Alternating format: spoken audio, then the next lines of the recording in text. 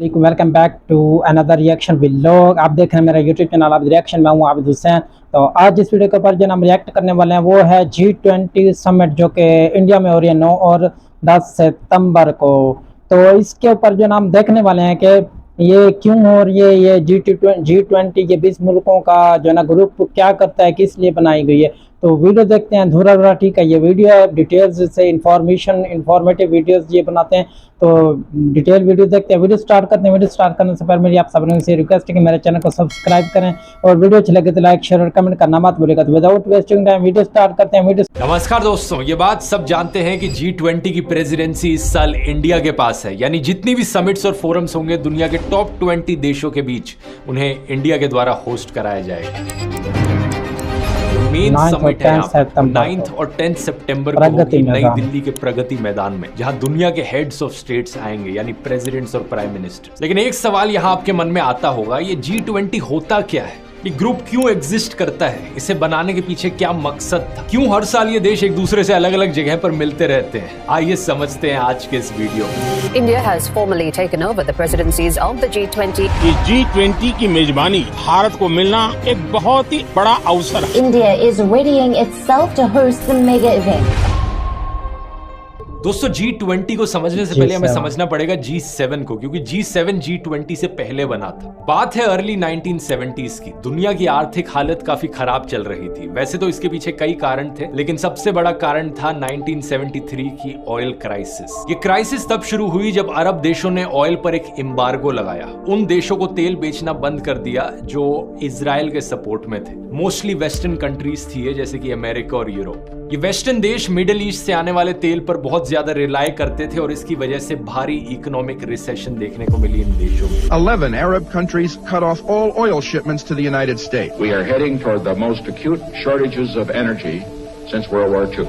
इनकी सरकारों ने डिसाइड किया अगर इस इकोनॉमिक हालत को बेहतर करना है तो हमें साथ में एक्शन लेने की जरूरत है। इकोनॉमी को वापस ट्रैक पर लाने के लिए हमें साथ में बैठकर इकोनॉमिक पॉलिसीज बनानी चाहिए। इसी के चलते कुछ इनफॉर्मल मीटिंग्स होती हैं अमेरिका के व्हाइट हाउस में इन देशों के फाइनेंस मिनिस्टर्स के बीच में। अर्ली 1973 की बात है। अमेरिका, फ्रांस, यूके और वेस्ट जर्मनी के फाइनेंस मिनिस्टर्स एक दूसरे से मिलते हैं। 2 साल बाद ये इटली और जापान को भी इंक्लूड कर लेते हैं और 1975 में होती है पहली G6 की मीटिंग। ये फर्स्ट ऑफिशियल मीटिंग थी। इसके बाद 1976 में कनाडा भी ज्वाइन कर लेता है और ये G6 का ग्रुप G7 का ग्रुप बन जाता है। ये सातों देश अपने समय के सबसे डेवलप्ड देशों में से थे। इनकी इकोनॉमीज दुनिया की टॉप इकोनॉमीज में से थी, लेकिन इसके अलावा भी कई कॉमन चीजें थी इनके बीच में। इन सभी देशों में लिबरल डेमोक्रेसीज थी जो ह्यूमन राइट्स और इंडिविजुअल फ्रीडम जैसी वैल्यूज को प्रमोट करती थी। पॉलिटिकली कोल्ड वॉर के समय में ये सारी कंट्रीज वेस्टर्न ब्लॉक का हिस्सा थी, तो आइडियोलॉजिकली भी सेम कह सकते हो और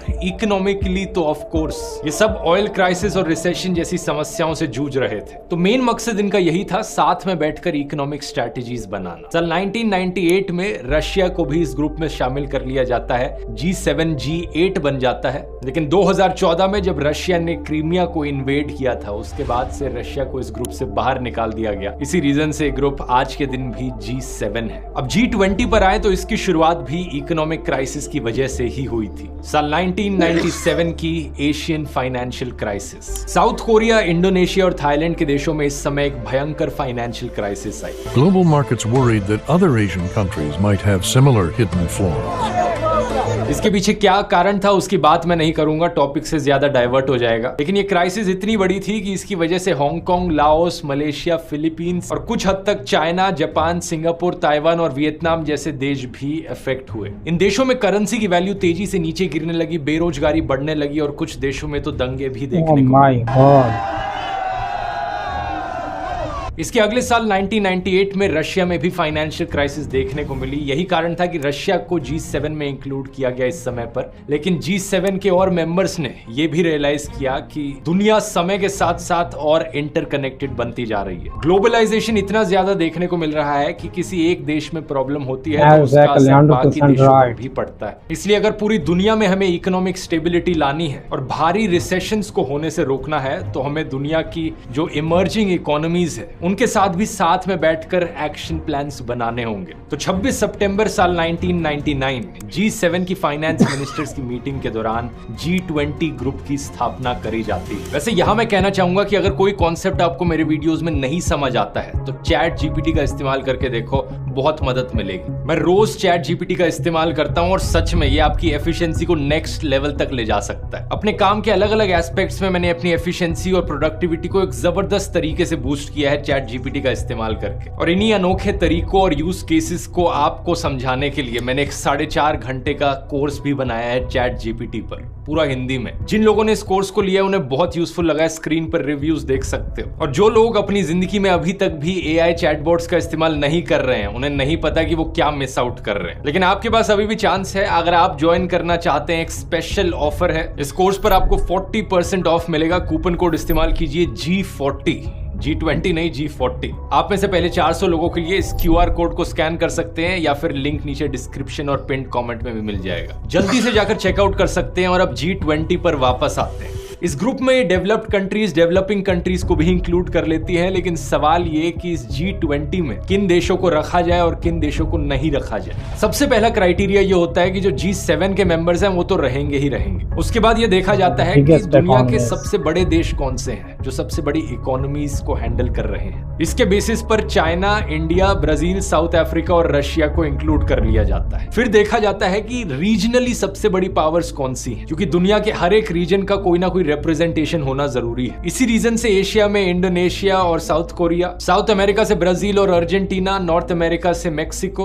ओशिनिया के रीजन से ऑस्ट्रेलिया, मिडिल ईस्ट के रीजन से सऊदी अरेबिया और टर्की, और यूरोप में G7 के देशों के अलावा पूरे यूरोप को रिप्रेजेंट करने के लिए यूरोपियन यूनियन को एज अ होल कंसिडर कर लिया जाता है। तो आज के दिन G20 में 19 देश हैं और एक यूरोपियन यूनियन है। मोटे मोटे तौर पर आप कह सकते हो कि ये 20 देश दुनिया के टॉप 20 देशों में से हैं। ना सिर्फ पॉलिटिकली, इकोनॉमिकली, बल्कि मिलिट्री वाइज या पॉपुलेशन वाइज भी देखो तो। अब इंटरेस्टिंग चीज ये है, क्योंकि G20 को बनाने के पीछे असली मकसद सिर्फ फाइनेंशियल क्राइसिस से डील करना था, तो ये G20 ग्रुप की मीटिंग सिर्फ इन देशों के फाइनेंस मिनिस्टर्स और सेंट्रल बैंक गवर्नर्स के बीच में होती थी। कई सालों तक ऐसे ही होते रहा जब तक साल 2008 की ग्लोबल फाइनेंशियल क्राइसिस नहीं आ गई। The signs were everywhere, but now it's official, we are in a recession. There's been a widespread loss of confidence, and major sectors of America's financial system are at risk of shutting down. तब इन देशों ने realise किया कि हमें और seriously meeting करनी चाहिए। सिर्फ हमारे फाइनेंस मिनिस्टर्स ही नहीं, बल्कि हमारे देशों के प्रेसिडेंट्स और प्राइम मिनिस्टर्स को भी मिलना चाहिए। हम सब देशों के बीच में कोऑपरेशन एक नेक्स्ट लेवल पर होनी चाहिए अगर हमें ऐसे फाइनेंशियल क्राइसिस को रोकना हो तो। इसलिए दोस्तों, पहली G20 लीडर्स की जो ऑफिशियल समिट होती है वो 2008 में ही होती है। ये पहली समिट अमेरिका में बिठाई गई थी, जिसमें सारे देश मिलकर डिसाइड करते हैं कि अपने बीच के ट्रेड बैरियर्स नीचे घटा देंगे, स्पेंडिंग बढ़ाएंगे,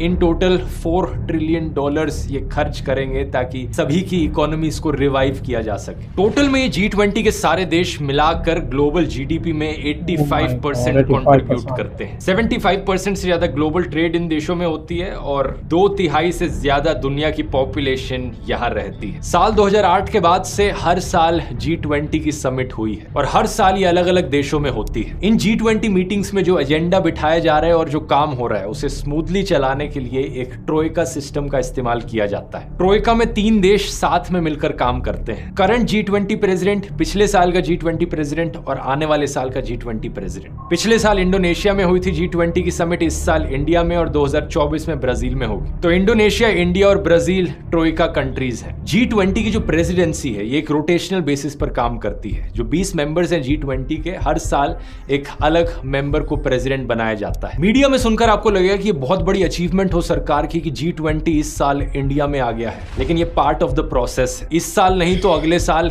इंडिया में G20 की समिट होनी ही थी। अगर आप लिस्ट देखो 2008 की पहली समिट से लेकर, तो ये 18th G20 समिट है। सिर्फ अमेरिका ऐसा देश है जहां पर 2 बार ये समिट होस्ट करी गई है, 2008 और 9 में। उसके पीछे कारण हो सकता है कि जो 2008 की फाइनेंशियल क्राइसिस थी वो अमेरिका में ही शुरू हुई थी लेकिन उसके बाद से हर देश को एक एक करके बारी मिली है। 2009 से अगर आप देखना शुरू करो, यूके, फिर कनाडा, साउथ कोरिया, फ्रांस, 2012 में मैक्सिको, 13 में रशिया, फिर Australia, Turkey, China, Germany, Argentina, Japan, Saudi Arabia, Italy, Indonesia और 2023 में इंडिया। सिर्फ 2 ही मेंबर्स बचे हैं G20 के जहां पर कोई G20 समिट नहीं हुई है, ब्राजील और साउथ अफ्रीका, और इसलिए अगले साल ब्राजील में होगी 2024 में और 2025 में साउथ अफ्रीका में होगी। उसके बाद ये ऑर्डर दोबारा से रिपीट होना शुरू हो जाएगा 2026 में यूएसए से। अगर ये पैटर्न ऐसे ही चलता रहा तो अगली G20 समिट इंडिया में 2042 के अराउंड होगी। अब इन 20 देशों के अलावा कुछ गेस्ट कंट्रीज को भी इनवाइट किया जाता है G20 समिट्स में, जैसे कि स्पेन के पास तो परमानेंट इन्विटेशन है इन समिट्स का। इसके अलावा होस्ट कंट्रीज भी बाकी देशों को इनवाइट कर सकती है। तो इस साल इंडिया ने 9 और देशों को इनवाइट किया है, Mauritius, Netherlands, Nigeria, Singapore, Spain, UAE, Bangladesh, Egypt और ओमान। और इसके अलावा परमानेंट गेस्ट लिस्ट में कुछ और बड़े इंस्टीट्यूशंस भी शामिल हैं, जैसे कि African union, United Nations, WHO, WTO, IMF और एशियान की चेयर कंट्रीज। इंटरेस्टिंग चीज नोट करने वाली यह है कि हालांकि G20 का मेन पर्पस अभी भी इंटरनेशनल फाइनेंशियल स्टेबिलिटी प्रमोट करना है, लेकिन ओवर द इयर्स कई और मेजर इश्यूज को एड्रेस करने लगा है, जैसे कि क्लाइमेट चेंज से फाइट करना या सस्टेनेबल डेवलपमेंट को प्रमोट करना। लेकिन बाकी और इश्यूज को एड्रेस करने में प्रॉब्लम्स ये आई हैं कि ये 20 बड़े देश, इन सब देशों की अपनी फॉरेन पॉलिसीज हैं, अपनी प्रायोरिटीज हैं, अपने एजेंडा है, और किसी भी इशू को लेकर ये सारे 20 के 20 देश एग्री कर पाए ये बहुत मुश्किल होता है। यही कारण कि चाइनीज प्रेसिडेंट जी जिनपिंग नई दिल्ली में हो रही इस मेन मीटिंग को अटेंड नहीं करेंगे, और इसी रीजन से G20 की एक टूरिज्म मीटिंग जो कुछ महीने पहले श्रीनगर में हुई थी, उसे चाइना और सऊदी अरेबिया ने बॉयकॉट किया था। इसके अलावा रशियन प्रेसिडेंट व्लादिमीर पुतिन भी दिल्ली में हो रही इस मेन मीटिंग में नहीं आएंगे, क्योंकि उनके खिलाफ एक अरेस्ट वारंट जारी है जब से रशिया ने यूक्रेन देश को इन्वेड किया है। इससे आपको पता चलता है कि मीटिंग्स में लिए जाने वाले फैसले इंडिविजुअल लीडर्स पर भी कितना डिपेंड करते हैं। 2016 की फेमस पेरिस क्लाइमेट एग्रीमेंट को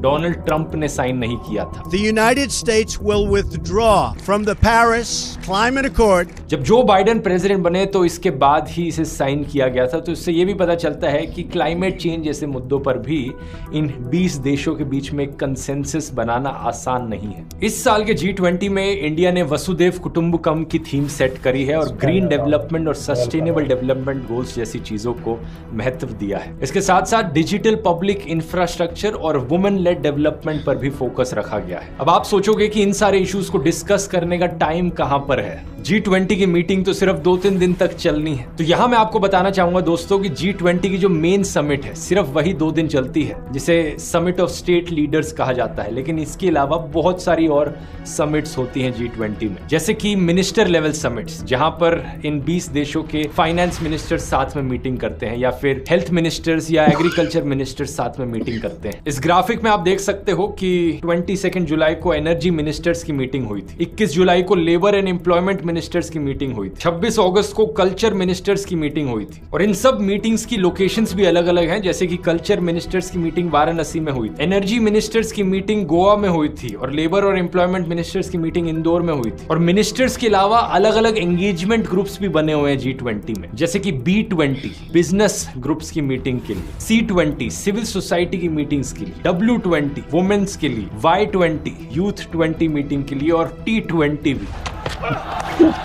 क्रिकेट वाला नहीं, थिंक टैंक्स की मीटिंग के लिए। इन 20 देशों के थिंक टैंक्स एक दूसरे से मिले। इसके अलावा 3 से 6 सितंबर के बीच में एक शेरपा मीटिंग भी हुई। शेरपा वैसे नेपाल में रहने वाले नोमैडिक ट्राइब के लोगों को कहा जाता है, लेकिन यहाँ पर शेरपा का मीनिंग है हर एक G20 लीडर का एक पर्सनल रिप्रेजेंटेटिव, उसे शेरपा कहा गया है। मतलब हर एक देश के लिए एक इंसान मेन पॉइंट ऑफ कांटेक्ट होगा जो अपने देश की बात आगे रखेगा। तो मेन मीटिंग से पहले यहाँ इन शेरपास की भी मीटिंग होती है। बहुत कुछ है यहाँ जानने को। मैं उम्मीद करता हूँ आपको एक अच्छा आइडिया मिल गया होगा अब G20 और G7 के बारे में। ये वीडियो पसंद आया तो यहाँ क्लिक करके क्यूबा मिसाइल क्राइसिस वाला वीडियो देख सकते हो, अमेरिका और रशिया के बीच में जियोपॉलिटिक्स और इतिहास को बेहतर समझने के लिए। बड़ा ही दिलचस्प वीडियो है। कोर्स को डाउनलोड करने का लिंक नीचे डिस्क्रिप्शन में मिल जाएगा। बहुत बहुत धन्यवाद। जी, तो वीडियो हो चुकी है खत्म। तो